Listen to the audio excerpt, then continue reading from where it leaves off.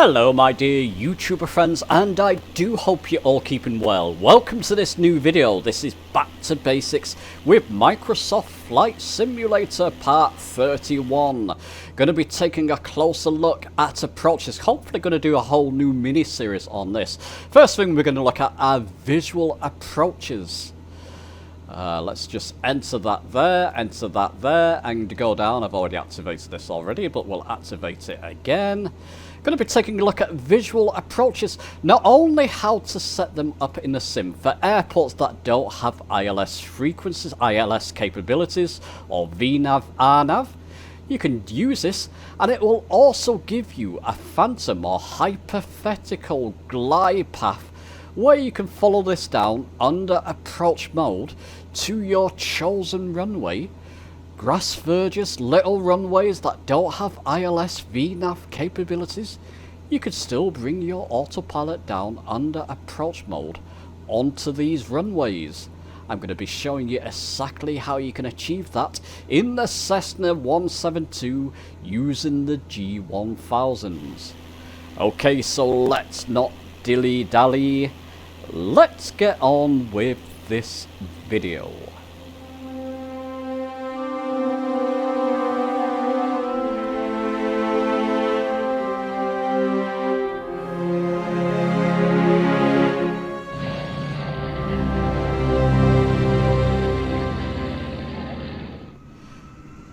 Okay, you find me at always at London City Airport, Huddison International, runway 27, as you can see here. By the way, YouTube channel members, you've probably seen it already because I've got a good number of views on it, but I recently put a members only video up because I stayed at a hotel just behind this building in real life recently. It was a Travelodge hotel, and I was recording London City over a couple of days. And the airport scenery in Orbix version 2 here is spot on both sides of the Thames, particularly at the airport side. What you see here is what you see in real life. It's pretty outstanding actually. That's why I prefer currently to use the Orbix version 2 scenery. But that's not what this video's about. Let's jump into the cockpit. Get to my right G1000. Actually, let me just press my B key on my keyboard. There you go, my altimeter is correct now.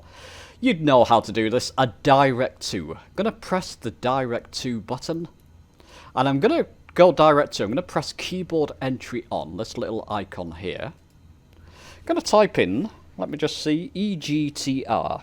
EGTR, that's Elstree Airport. I'm choosing this for a particular reason. Press the keyboard icon again and press enter. And then press enter to activate. Gives me a straight route from London City to Elstree Airport. Chose this airport for a reason because it doesn't have VNAV, it doesn't have RNAV, doesn't have any ILS's equipment at this airport. Yet, as you'll see with a visual, which I'll show you later, a visual approach, you can actually do a proper sort of glide path approach. Hypothetical one, which I'll be showing you later. But listen, let me just set a dirty altitude here, quick and dirty, 1,200 feet, and we'll get up in the air, and we're going to follow the navigation there, GPS navigation. I always get lost for words once I start recording, but I soon pick them up. Anyway, we'll get up to speed here. Yeah, I loved my breakaway. Simple break, Blackpool and London City, but it was just fantastic. Who needs to go abroad when there's so much to see in this country?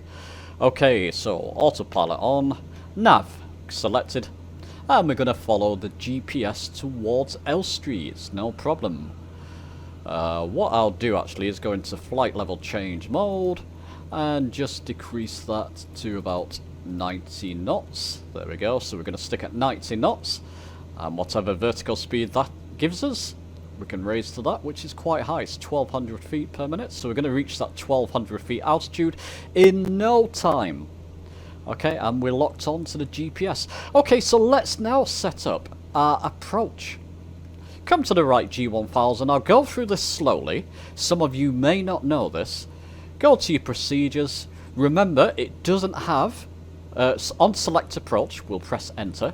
It doesn't have any VNAVs, ILSs, all it gives you a visual. We're heading towards runway 26 or in a direction of 26 roughly. So we're going to use our the bigger knob here on the FMS. Just scroll up on it to get to visual 26 and then press your enter button down here. And switching between, using that bigger knob again, we can switch between straight and vectors. Not a great change, I'll keep it on vectors. Press your enter button. Minimum's not going to bother about, and we'll go straight down to activate. And don't worry about this, just press OK. Now ideally you want to be doing this when you're some way towards the airport. Now we can manipulate this. As you can see, our course line has gone from here and it's up here now. But because we're closest to it and we're using the G1000s, we can manipulate the OBS down here and use our CDI. I'm going to keep it simple. We've got heading mode capabilities in the G1000. If I press my heading knob, I'll do it on the actual G1000. It's going to bank me to that northerly heading, which if we look over here, it will bring us up around here to intersect that course. Just bring my speed back a bit so I don't over rev the engine. I'll also pre-arm our nav button again. Nav mode again. So when it gets to that line, ideally, it's going to lock us on and then bring us on to an approach. But wait for the magic. You can see the G here already. We do get a phantom or hypothetical glide slope.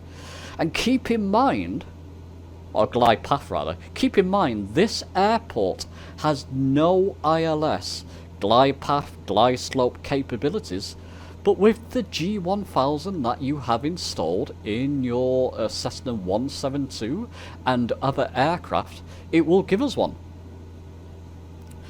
We'll just get towards this line and then I can show you that, so I'll bring you back when we're closer towards that line. And there you go, we're approaching that magenta line. Let's see what the autopilot GPS has kicked in, so it's going to bank us round to come on this approach line for Airstrip Airport.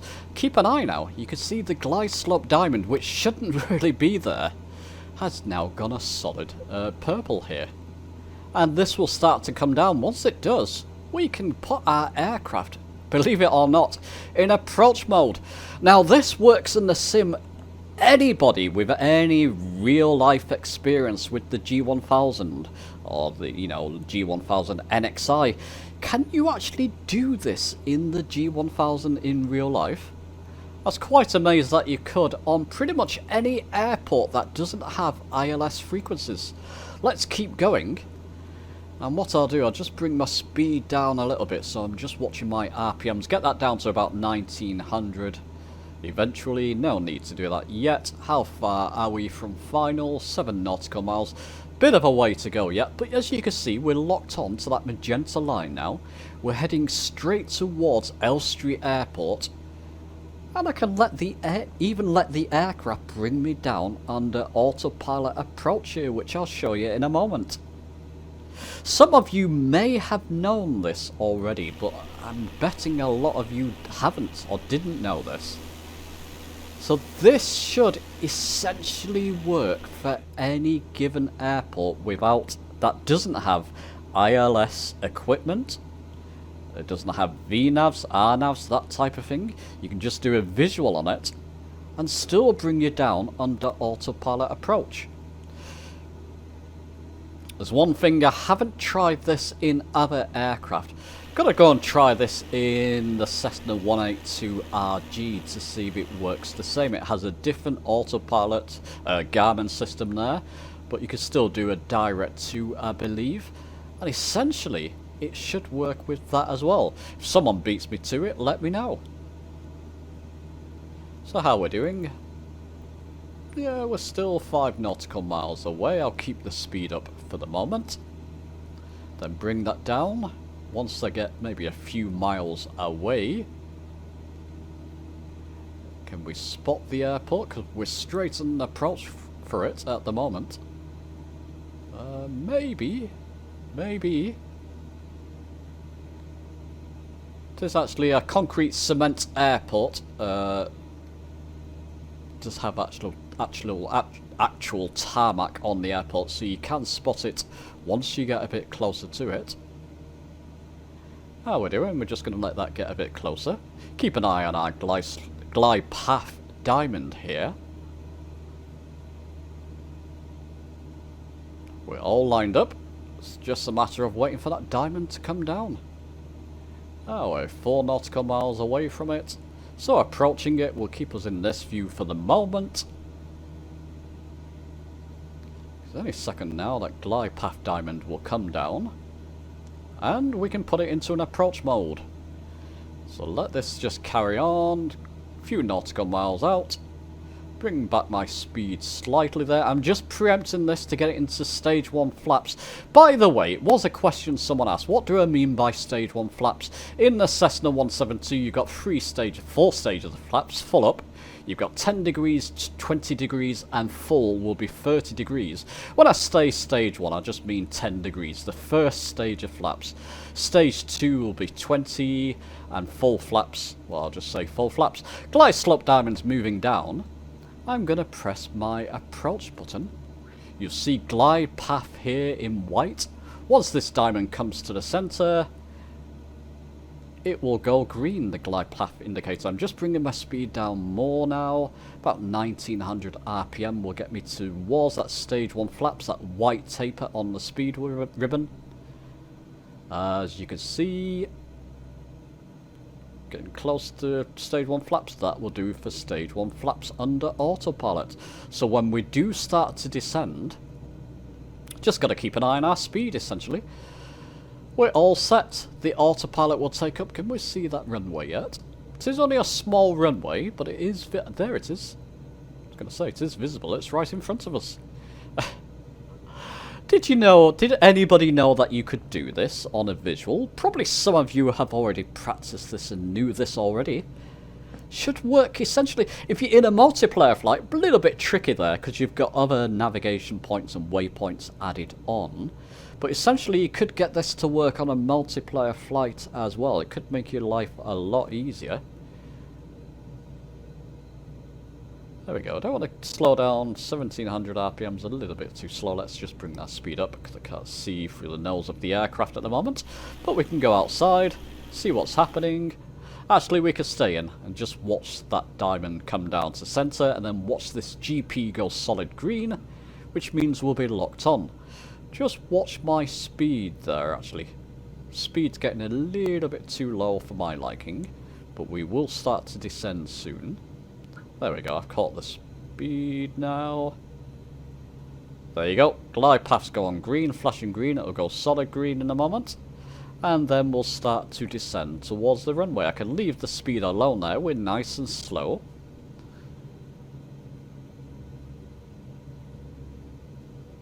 And there we go. We are under full autopilot control, descending towards that runway. Let me just bring my throttle down a bit because I'm starting to speed up a bit more. Why not go to stage 2 flaps, 20 degrees of flaps, essentially.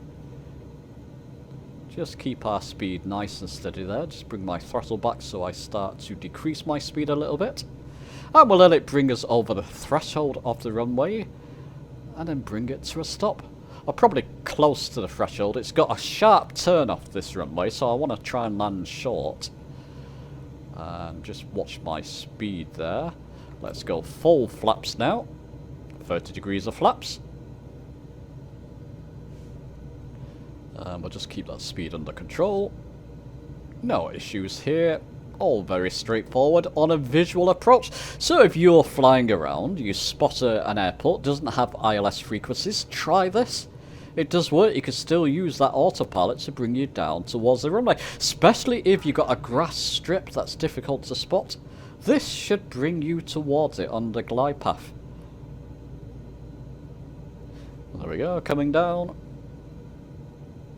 Autopilot off in a moment. Just make my speed nice and slow because I do want to stop sharpish or turn off sharpish. Get my feet on my rudders now. Preempting myself there. Just watch it, I don't want to go into stall here, and it's, well there you go, it's nice and steady. That's about the right speed I want for an approach. Round about 60 knots. That's perfect, under full flaps.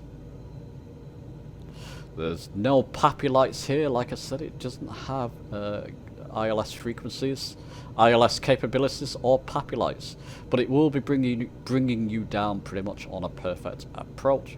Just want me to speed up because the diamond's just above me there a little bit, so just going to be careful of that. Just bringing my throttle up near to the runway now. Let's not overcomplicate things. We can take that off autopilot and then just bring myself down sharpish. Nice short landing here because there's a sharp turn off. I think the wind's blowing me to the right there, but that's okay, I've compensated for it.